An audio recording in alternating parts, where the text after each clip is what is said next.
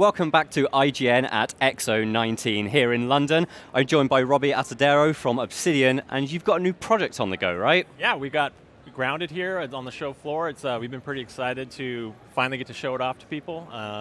It's been a great response so far. So it's quite an interesting project because we're used to, the last few years we've seen lots of RPGs out of Obsidian, but this is not an RPG at all. It's a brand new survival project. If you could explain a little bit about what that means for you. Yeah, so we've been tossing around the idea of doing a survival game at the studio for quite a while now, and it wasn't until Deadfire started to wind down that we had a brainstorming session and said, okay, if we wanted to do a survival game, what would we want to do? And the unique idea of what if you were shrunk down to the size of an ant came up, and it started to resonate pretty strongly at the studio. So our project director, Adam Brennicky, took it over to Fergus. Fergus says, you know what, go ahead. So we got together like a team of 14 developers, and we've just been flexing our creative muscles, and we've just ran away with it.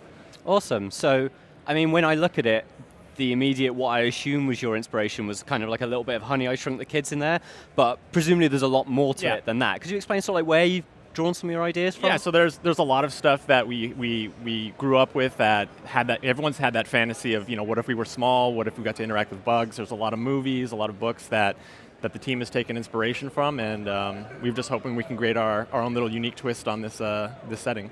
Mm-hmm. So what does that mean for a player, like being shrunk down? Because we are used to, quite frequently in games we're either human-sized or bigger than human because we're in mechs or stuff like that. What does it mean to be so small? Yeah, so you have to find ways to interact with the world that you're normally not used to. So, now you can use grass in an interesting way to build bases. There's lots of little unique roots and rocks, and now the bugs are actually now these fantastical things that you have to interact with and be wary of or use to craft. So it creates a unique and interesting perspective that we get to have a lot of fun and play around with as a dev team.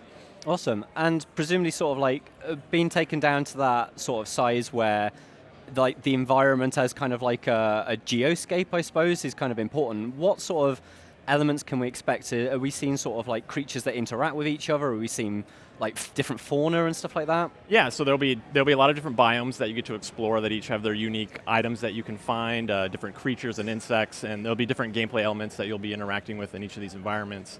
And we've built the system such that each of the creatures in the game has their own little wants, desires, and so like, for example, a ladybug could get hungry, so they have to go find creatures to hunt, like aphids, and you as the player can interact with that in a way where if you hunt all the aphids, well, now the ladybug's got to migrate, and that might push them over to new biomes, and there might be predators for them, and the more you as a player start to disturb that natural order, you better be ready to start paying the consequences. So.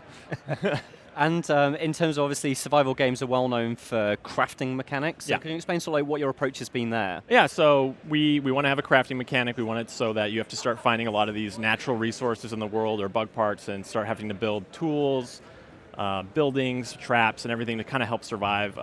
It's been a unique challenge to try to create that same system in that unique setting because you have to find interesting ways to use all this small fauna and plant life. So the one thing we're trying to do with the crafting system specifically is we know that sometimes that can be a little bit of a rough edge for incoming players to the survival genre.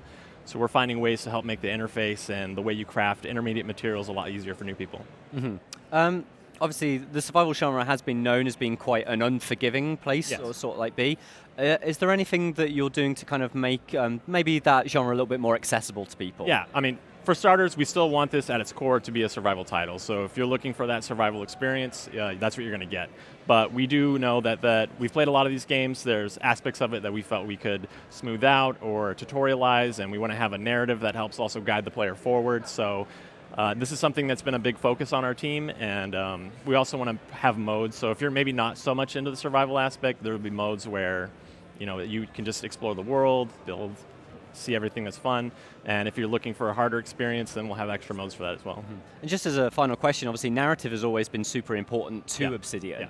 How are you finding putting that into a survival game that typically they don't normally go that way? Yeah, so since this game is so unique, we still want a story aspect because we think that'll help guide players and find something interesting to always kind of explore.